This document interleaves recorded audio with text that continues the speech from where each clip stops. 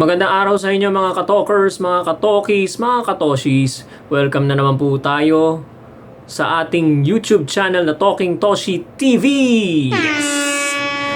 Pag-uusapan natin yung paksa tungkol kay Mr. Jano Gibbs at nakakalungkot itong isipin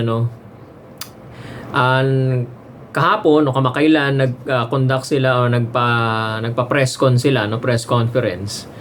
At doon lahat sinagot ni Mr. Jano Gibbs, itong anak ni Mr. Ronaldo Valdez, yung maong Ronaldo Valdez, at nilahad-lahat ni Mr. Jano Gibbs ang lahat ng kanyang saloobin tungkol doon sa takbo ng kaso, ano ba masasabi niya sa ganito, sa ganyan, at yung mga taong walang magawa na nagpapalabas ng, lalo na yun, di ba, lumabas yung video, nag-leak sa social media, talaga namang pinagpiestahan, which is very very wrong, maling-mali yun.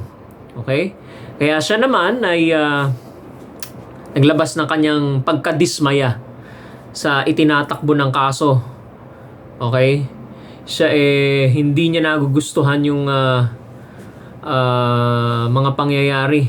Okay, bagamat mga nakaraang araw pagkatapos ng insidente yun, hindi naman siya kumikibo, pero ngayon kumibo na siya, At hindi niya nagugustuhan. Dismayado siya. Okay, from the looks of it, kahapon nagsasalita siya, naging emotional pa nga siya. Sino ba naman ang hindi magiging emotional doon? Unang-una, noong pumasok, yung mga pulis, yung mga kumuha doon sa bangkay kay Mr. Ronaldo Valdez, walang kaayos-ayos, hindi man lang nakakordon. Alam niyo yung cordon, yung yellow line, dapat pagka may insidenteng ganon na namatay or something sa bahay, ang alam ko doon, ang procedure doon para hindi kung sino-sino pumasok or makontaminate yung mga ebidensya na nandoon. Hindi basta-basta sino-sino pumapasok, walang kordon eh. Okay? Tapos kung kunin yung bangkay, parang wala lang, Tapos hinawak-hawakan yung mga ebidensya base doon sa video na napanood natin, Okay? So may lapses definitely doon sa parte ng mga investigador, sa mga police na nag-initially conduct ng inspection or ocular inspection, doon sa crime scene. Okay? Kung ako ang nasa lugar ni Mr. Jano Gibbs, sino ba naman ang hindi madidismaya? Inihayag niya kahapon na kailangan daw i-reenact pa. Namatayan na nga ako, i-reenact mo pa, pare-reenact mo pa sa akin. Kailangan pang ulitin. Okay? Na-trauma na nga ako doon sa pangyayari, uulitin mo pa, pauulit mo pa sa akin. Okay? So, hindi maganda itong nangyari kay Mr. Jano Gibbs, Parang double jeopardy. Namatayan ka na nga ng mahal sa buhay, sasalaulain pa ang paraan ng pag-iimbestiga. Okay? Maraming lapses, mga hindi nasunod na protocols. Alam nyo, dito sa bansa natin, meron naman tayong mga protocols na dapat sundin, hindi sinusunod. Mga basic protocols na pinag-aaralan sa criminology, sa eskwelahan ng criminology. Tapos, pagka naging pulis na, kakalimutan na. Okay? Yung mga standard operating procedures hindi sinusunod. Yan ang problema sa atin. Marami tayong batas, marami tayong procedures, marami tayong policies, hindi naman sinusunod. Okay? Yan ang nagiging problema rito, mga kababayan, mga ka-legit Dabbercads. Kaya hindi natin masisisi si Mr. Jano Gibbs, si Jano Gibbs na sumama ang loob, madismaya. Okay? Ayan. Kaya sa dismaya niya, Okay? Sa galit niya, nakapagmura pa.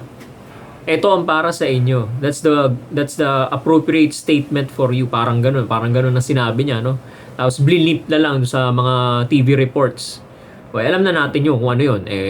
Kung magaling kayo mag-lip read, yun na yun, no? Okay. The F word. Yun. Galit na galit siya. Dismayado siya sa takbo ng kaso ng kanyang ama. Okay? So, hindi natin siya masisisi. At itong si Attorney Lorna Kapunan, okay? Bagamat hindi na sila magsasampa ng kaso sa mga nagpakalat, doon sa may mga lapses, sa mga pulis na nagpakalat, no? Magsilbi sanang aral ito, sabi nila. Nasaan na ang puso ng tao?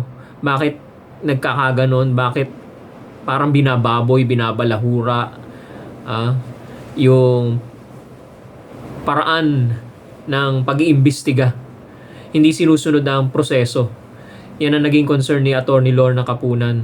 Bilang tao, nasaan na ba ang pagkatao ninyo? Hindi dapat ginagawa ng isang tao yon. At hindi dapat yung may mga video na sensitive na gano'n, hindi dapat nilalabas sa social media yon. Okay? May hinala pa ako dyan, baka pinagkakitaan pa nung pulis yan eh. Diba? Hindi malayo. Ba't lumabas? Diba? May pahintulot yan sa taas. Kung sino man yung mga nandun, sinong Herodes yung nandun, may pahintulot yan sa labas. Ba't lumabas sa social media? Diba? Masakit sa kalooban yun, mga kababayan. Sino ba namang namatayan tapos gaganunin ka pa? Okay, kaya tingnan nyo, napamura si Jano Gibbs. Okay? So, ayun, hindi na sila magsasampa. Kasi ayaw na nilang maalala pa kung gaano ka-traumatic yung nangyari sa kanila. Okay? Papaulit mo, magsasampa ka ng kaso, papaulit mo na naman yung storya kay Jano Gibbs. Yun yung sabi niya sa press con. Papaulit mo na naman sa akin yung storya, ulit-ulit. So, hindi na ako natahimik. Okay? So, para magkaroon na tayo ng peace of mind, hindi na kami magkakaso doon sa mga nagkaroon ng mental lapses or lapses sa protocols, na hindi sumunod sa mga procedures. Okay? So, ayan sa mga kapulisan natin or sa mga pulis nag-iimbestiga, sumunod po tayo sa protocols ng pag-iimbestiga. Hindi tayo usad sa mga kaso na ganyan pagka ganyan na hindi natin sinusunod yung mga procedures na ganyan. Simpleng procedures, elementary procedures sa pag-iimbestiga, hindi natin nasusunod. Sayang naman. Okay? Diyan lang sa maliliit na mga procedures na yan, hindi na natin masunod ay yung pakayang mga malalaking mga mabibigat na mga batas. Kaya hindi natin masunod-sunod yan dito sa bansang Pilipinas nag-i-implement man ng batas, hindi masunod-sunod dahil walang mismong mga otoridad, sila ang lumalabag doon sa mga procedures nilang sarili, hindi pa yan batas ng iba na ipinatutupad ng iba. Yung sarili nilang policies, procedures sa loob, hindi nila sinusunod. What can you expect pagka ipinatupad mo pa yung ibang batas na ipinatutupad ng ibang ahensya, sundin pa kaya? Yan ang magandang tanong mga kababayan, Kaya kayo mga kababayan, ano masasabi ninyo dito sa ating issue? Kayo ba tutol sa akin? Agree ba kayo sa akin sa mga sinasabi ko? O neutral lang kayo? Anong masasabi nyo sa mga pahayag ni Mr. Jano Gibbs? Okay? Comment below lang po kayo dito sa video, sa ilalim, sa baba. At huwag nyo pong kalimutang mag-subscribe sa ating YouTube channel, Talking Toshi TV. Maraming salamat po sa pagsuporta po ninyo. At Talking Toshi TV rin po sa Facebook account natin. Facebook page Facebook yun. Okay, sige. Maraming salamat po sa inyong panonood. Talking Toshi TV. God bless po. Mag-ingat po tayong lahat.